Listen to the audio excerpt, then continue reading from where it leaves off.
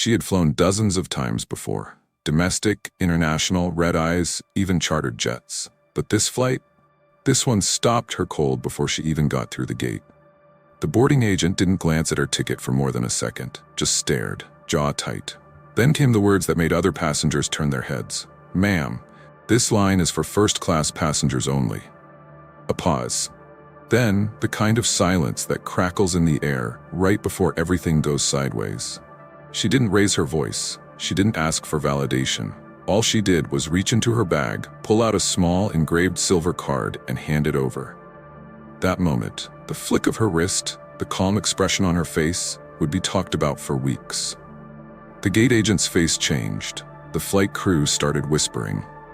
And by the time the plane took off, it wasn't just the passengers on board who knew what happened. The entire internet did.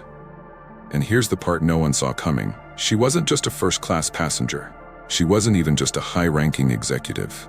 She owned the airline. She could have ended it right there, but she didn't. Before we continue, if you're watching this and you've ever felt overlooked, misjudged, or flat-out disrespected in a place you worked hard to be, stick around. This one's for you. Drop the name of your country in the comments. We'd love to see where our global community is tuning in from. And if stories like this matter to you, hit that subscribe button. You won't want to miss what's coming next. Because when she walked down that jet bridge, she didn't just board a plane. She walked straight into a moment that would cost people their careers and nearly collapse a billion-dollar deal. And all it took was one quiet move. Dr. Naomi Ellington wasn't born into privilege. She earned everything by pushing through systems that weren't built for her and standing firm when the world insisted she shrink. She grew up on the south side of Atlanta in a 2-bedroom apartment shared with her mother and younger brother. Her mother, a postal worker, often said, "They'll try to measure your worth before you speak, so speak with results." Naomi never forgot that. By age 16, Naomi had already outpaced most of her classmates, graduating early, earning a scholarship to Spelman College, and later securing admission into Wharton Business School, where she was one of only a handful of black women in her program. And even then, she knew. Degrees were just the beginning. Access didn't mean acceptance. She entered the aviation industry with nothing more than a business plan and an unshakable belief that regional air travel could be smarter, faster, and more affordable without sacrificing dignity. The very concept of JetQuick was built around inclusion and efficiency. Her team wasn't just diverse, it reflected the future of air travel. And when she took the majority ownership stake 5 years ago, she made history. But Naomi didn't need her face on magazine covers. She wasn't interested in awards shows or media circuits. Her impact spoke for itself. JetQuick was expanding faster than any U.S. airline in its class, and its stock was climbing. Quiet, calculating, and fiercely intentional, Naomi traveled often, but always kept a low profile. On this particular day, she was flying from Dallas to Chicago for a closed-door negotiation with European investors. The deal on the table? A multi-billion-dollar merger that would make JetQuick a global contender. Her assistant had booked the first-class ticket, as always. Everything was routine. And for Naomi, routine was good. It meant she could focus, prepare, breathe. But what she didn't expect that morning was to become the very target of the same discrimination her business was built to dismantle. She arrived early to the airport, dressed in her signature navy pantsuit, sharp, understated but commanding. Her natural hair was pulled back into a neat twist, no flashy jewelry, no entourage, just presence. She walked calmly toward the gate, boarding pass in hand. As she approached the first-class lane, the gate agent glanced up, gave a tight smile that didn't quite reach her eyes, then said the words Naomi had heard in different forms her entire life.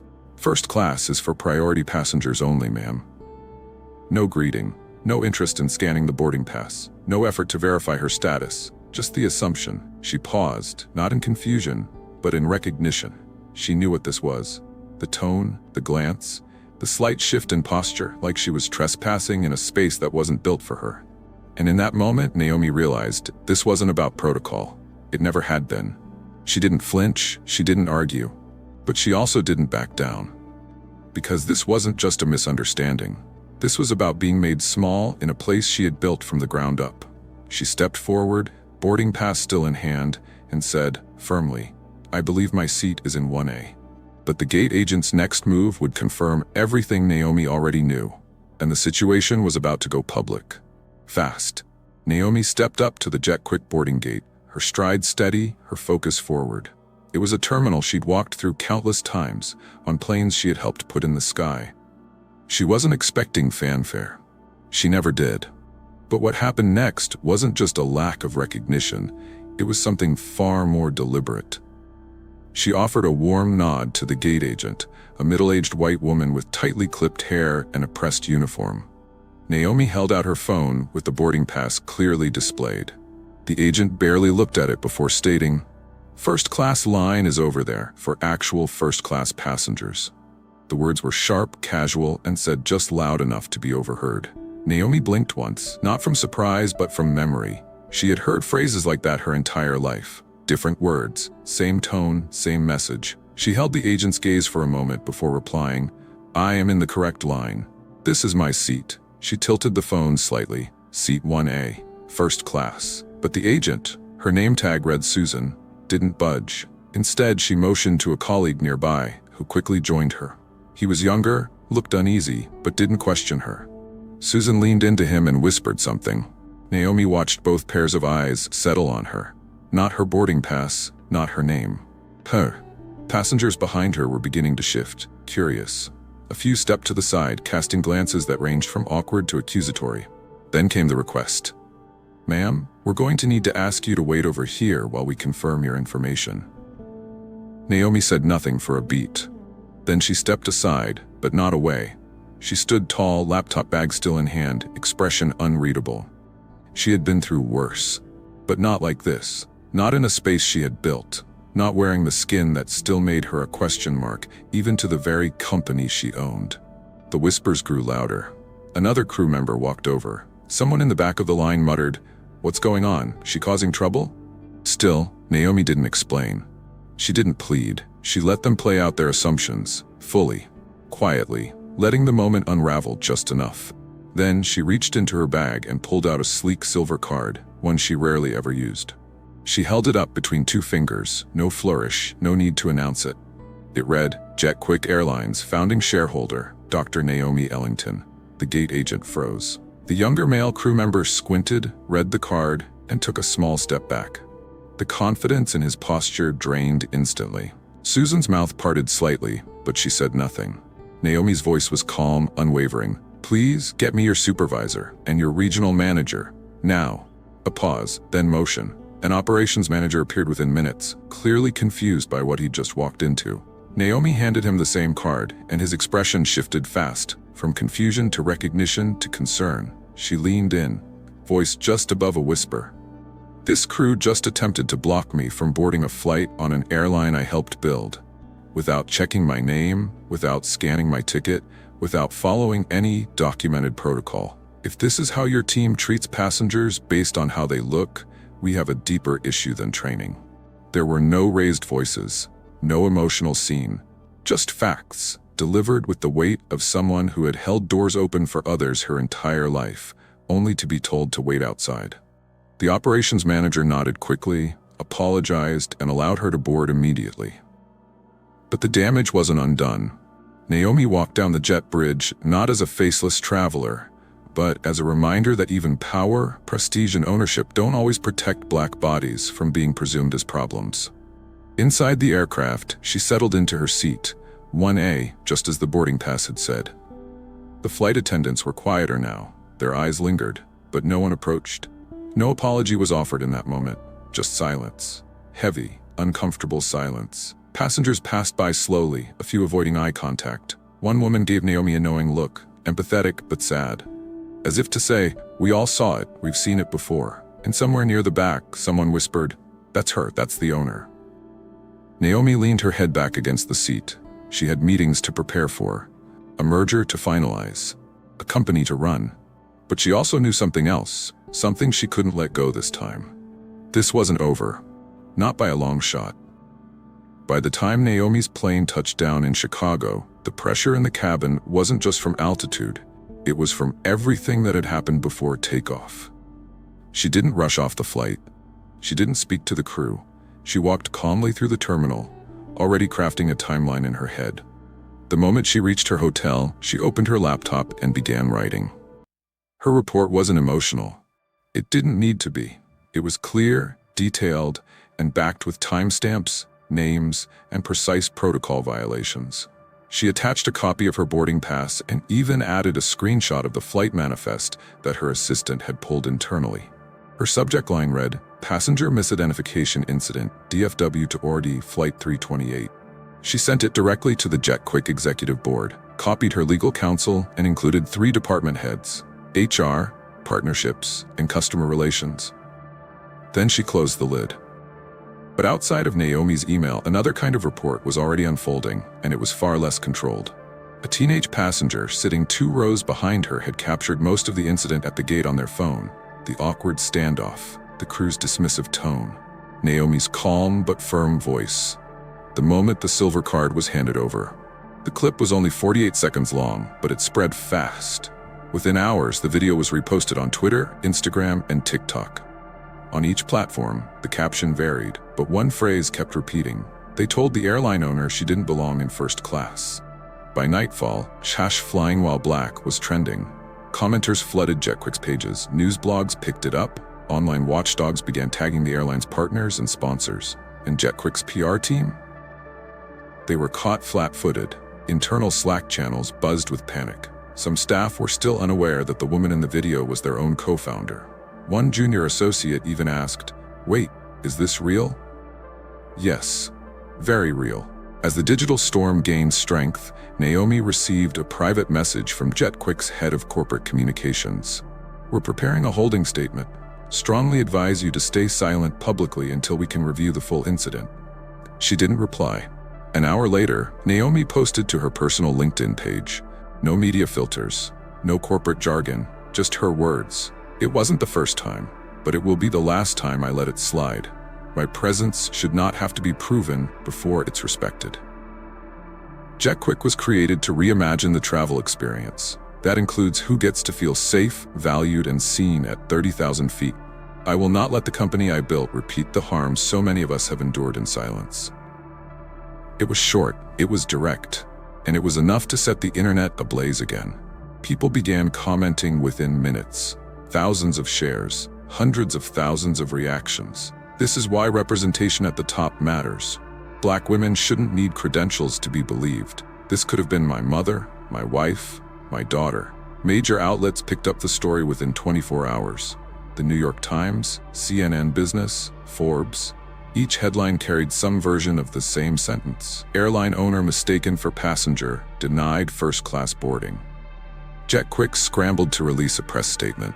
It read, "We are investigating an unfortunate miscommunication involving one of our passengers.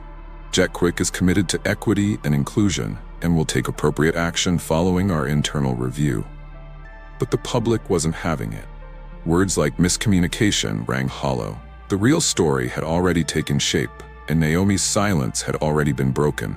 Inside JetQuick's headquarters, pressure mounted. The legal team started running scenarios. HR began compiling incident reports. Regional managers were asked to identify all involved staff, and the CEO, technically Naomi's equal, was calling an emergency board meeting. What they didn't know yet was that Naomi had already made a decision. She wasn't just going to address this as an executive. She was going to address it as the face of the very thing they thought they could ignore. She wasn't waiting for permission. She was reclaiming control. And for some, that would come at a price. 3 days after the incident, Naomi stepped into JetQuick's executive boardroom in Chicago, not as a victim, but as the decision-maker. The chairs around the polished oak table were filled with men in expensive suits, corporate advisors, and shareholders, many of whom had watched the video over and over again, trying to piece together how something so damaging had unfolded under their own brand. What most of them didn't yet understand was that this wasn't just a PR issue. It was a structural one, and Naomi had come prepared to dismantle it. Before the meeting began, she stood and handed each board member a document. It wasn't a press release. It wasn't a legal memo. It was a formal motion to suspend JetQuick's multi-year operations contract with Air Europalink, a European partner carrier whose crew had been subcontracted to operate select JetQuick regional routes, including the Dallas to Chicago flight Naomi had boarded. The same flight where the crew didn't recognize her, didn't scan her boarding pass, didn't ask her name. The silence around the table was instant. She didn't give them a dramatic speech. She didn't need to. Her words were clipped, clear, and steady. This isn't just about optics. It's about operational alignment. I will not keep company with partners who undermine the very principles this brand was built on. Naomi then laid out the consequences of maintaining the contract. Growing public backlash, risk of long-term brand damage, internal morale collapse, and most critically, the potential derailment of JetQuick's upcoming $3.5 billion merger with a larger European carrier, Eurosky Global. This wasn't bluster. Naomi had been leading the merger talks for over a year, quietly, strategically, and with full board support. The merger would have expanded JetQuick's reach across 4 continents, added over 150 new routes, and positioned them to compete with legacy giants. It was historic, and it was fragile. If JetQuick was seen as complacent in racial bias, or worse, incapable of protecting its own passengers from it, the entire deal would crack. So Naomi moved first. Within 48 hours of the boardroom showdown, JetQuick's legal team formally suspended the Air Europalink partnership, pending an independent audit. Naomi's next step? She issued a second, more forceful, public statement. JetQuick is not just an airline. It is a statement of what inclusive leadership can look like in the 21st century. I will not allow systems of exclusion to find shelter in our operations, no matter the financial convenience. That same week, all crew members involved in the gate incident were terminated. Not as scapegoats, but based on clear violations of customer handling protocol and anti-bias policy. The regional supervisor who failed to file a report following Naomi's complaint was also dismissed. And Naomi still wasn't done. She personally reached out to Eurosky's CEO, offering to delay the final stage of the merger while JetQuick completed its audit and restructured its regional partner model. The European CEO, a seasoned executive named Klaus Richter, was stunned, not by the delay, but by the transparency. "You're risking the entire deal," he said. Naomi replied without flinching, "I'm not risking it. I'm protecting it. And if that's not something your board understands, then this partnership isn't for us." Within a week, Eurosky's board held an emergency vote and backed Naomi's decision. They issued a statement of support, affirming their own commitment to racial equity and praising her leadership. But the partner carrier, Air Europalink, wasn't so lucky. The deal they had been lobbying for behind closed doors? Gone. They lost access to JetQuick's U.S. expansion contract and were publicly cited as the source of the original service violation. Their stock dropped 14% in 2 days. Naomi never once named names. She didn't leak emails. She didn't blast them in interviews. She didn't have to. Her power was quiet, but absolute. And by the time the dust began to settle, one thing was crystal clear. They thought they were dealing with a passenger. They had no idea they were working for the owner.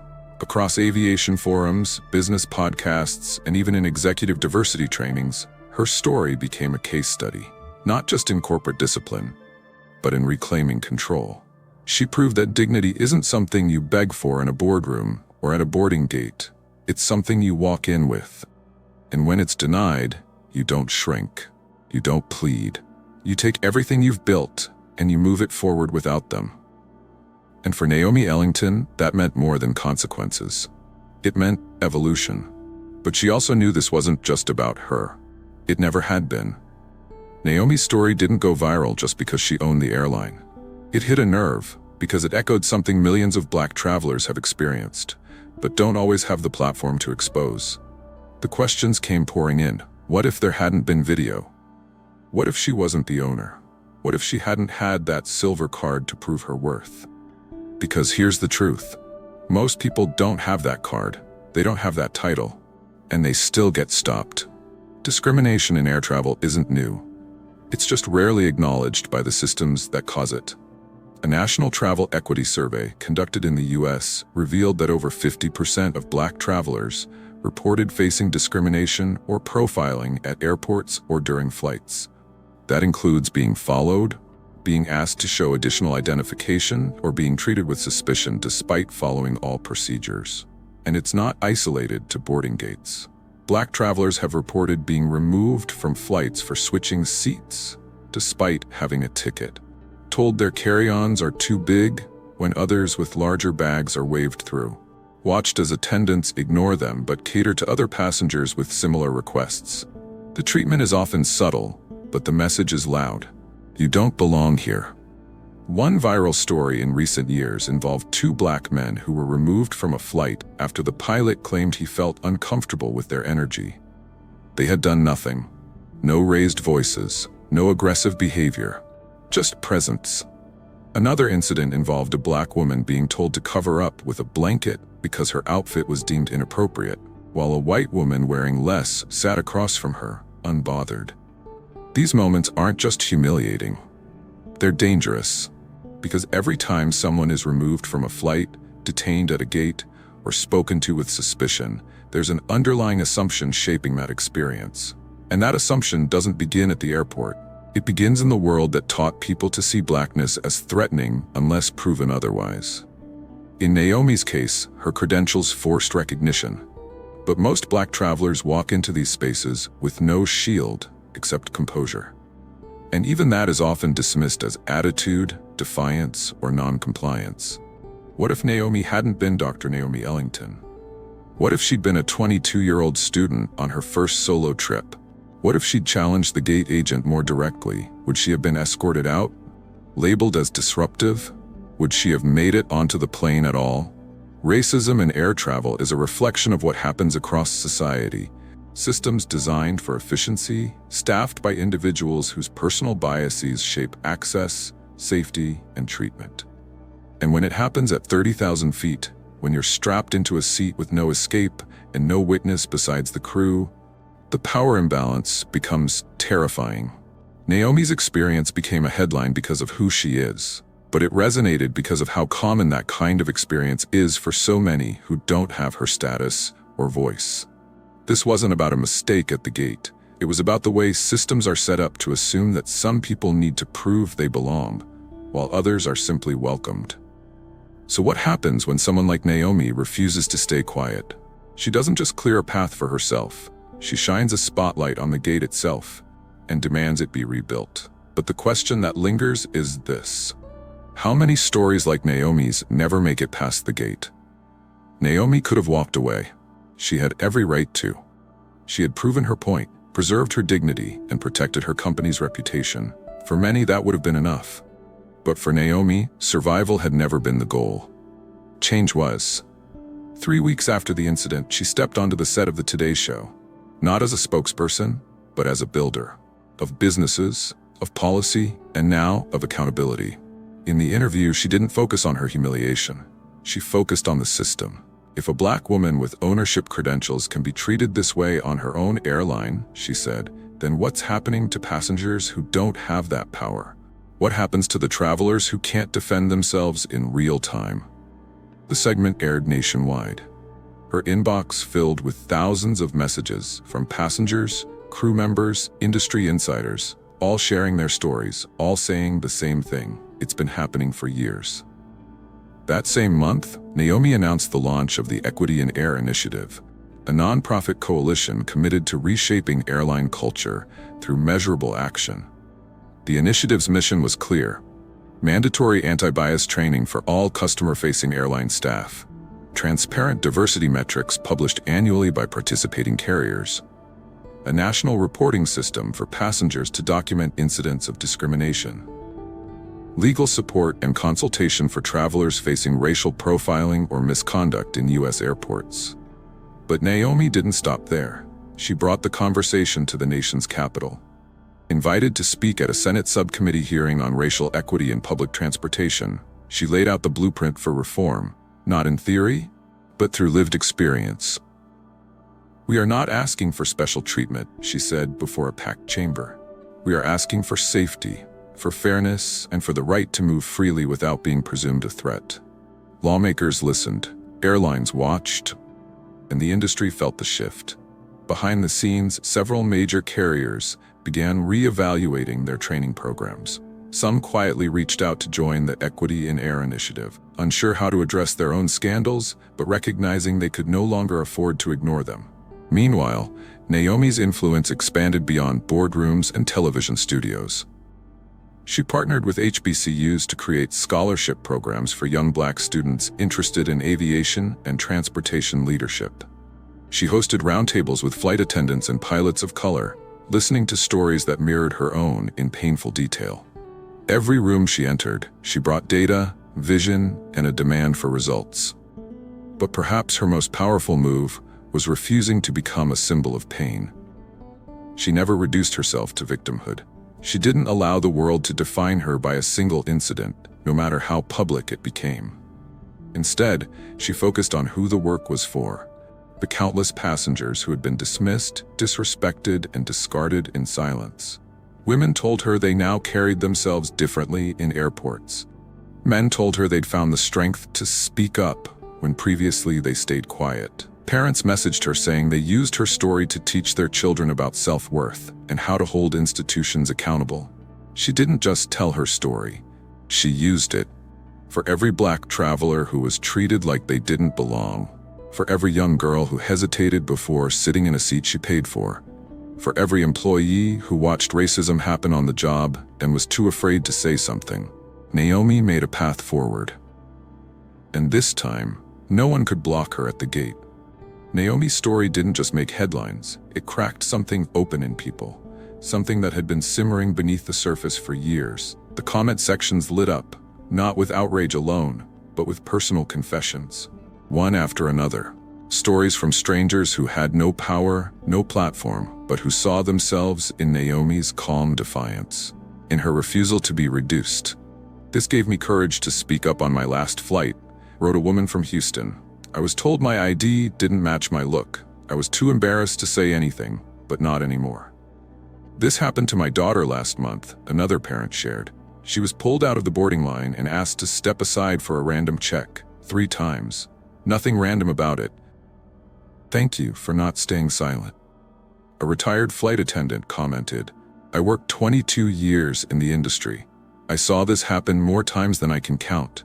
The way Naomi handled it, I wish I'd had the guts to speak up back then." And then there were the quieter ones. The whispered pain between the lines. "I've been looked at like that. I've been asked to prove I'm in the right place. I've had my body scanned like it was a threat, my voice muted like it didn't matter." These weren't anomalies.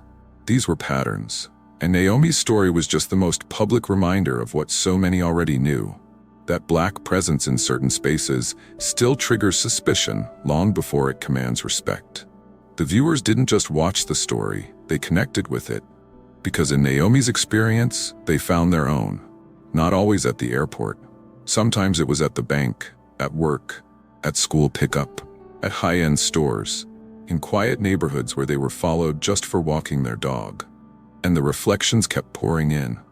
"I never knew how to put it into words until I saw her story. The way people look at you like you're interrupting something that isn't meant for you. That's the feeling I've carried since I was 15." Naomi didn't yell, she didn't perform, she stood there and let the truth speak for itself. "That takes strength. I hope I can teach my kids." Even some airline employees chimed in, anonymously. "We've all been in that situation. You see it, you know it's wrong, but you're scared to say something because of what it might cost you." Naomi just gave us a reason to stop being silent. This wasn't just a viral clip or a trending hashtag. It was a moment that exposed how deep the issue runs and how many people have been gaslit into thinking it was just them. So let's ask the questions that matter. Have you ever been told, directly or indirectly, that you didn't belong somewhere? Have you ever watched it happen to someone else and didn't know how to react? Have you ever been in a position to help, but froze? This story isn't just Naomi's. It's stitched into the experiences of so many people who walk through life carrying extra armor just to be treated as enough. And for every person who's had to prove they're not a threat, for every person who stayed quiet to avoid escalation, for every person who's asked themselves, is it worth it to speak up? This moment is yours too. She didn't board that plane to make a point. She wasn't chasing attention, headlines, or applause. Naomi just wanted to fly. But the moment they stopped her at that gate, the world made a decision to see her as less, to question her right to be where she had already earned the space to stand. And in that moment, she made a decision of her own. She wouldn't argue. She wouldn't explain. She would act. And she did. Not with rage, not with theatrics, but with quiet, undeniable power. The kind that doesn't demand a seat at the table. It builds the entire room. She didn't have to shout to be heard. Her existence was the statement. Her response was the lesson. She didn't call for revenge. She called for responsibility. And she followed that call with action, with structure, and with vision. Because the truth is, she wasn't the first to be treated that way, and she won't be the last. But by choosing to confront the moment instead of walking away from it, she made it easier for the next Black woman to walk through that gate without hesitation. And that's legacy. Naomi never set out to be a symbol. She just wanted to fly. But when the world tried to shrink her, she didn't adjust to fit their mold. She rose above it. She chose to own the skies. They didn't recognize her. They didn't ask who she was. But now, they'll never forget her.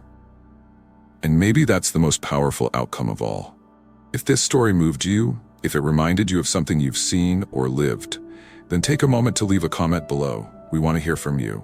Where are you watching from? Have you ever been made to feel like you didn't belong in a place you had every right to be?